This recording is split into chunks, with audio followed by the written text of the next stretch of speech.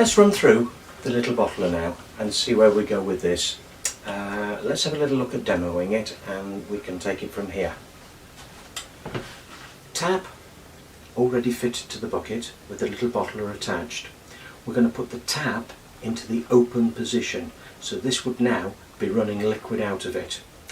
The little bottler has a special end on it which stops the water or the beer or the wine from flowing.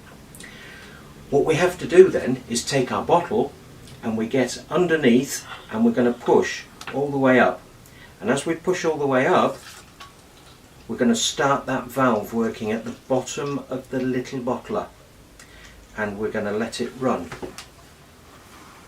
As you can see, we're running liquid into our bottle, and if we want to stop, all we have to do is pull the bottle away from the little bottler at the bottom. And here you can see bottle nicely filled.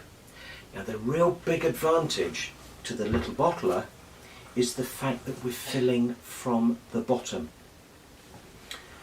If we fill from the bottom of the bottle, then we're not going to get a lot of frothing, especially with the beer. The beer's the nightmare one, so the little bottler is a real benefit for that. If we were like using the little bottler for doing wine, yes, we can use the same principle where we're using the bottle coming in from underneath and we're starting the valve from flowing there. Liquid flowing through. That's your little bottler. Very, very simple, very easy to operate,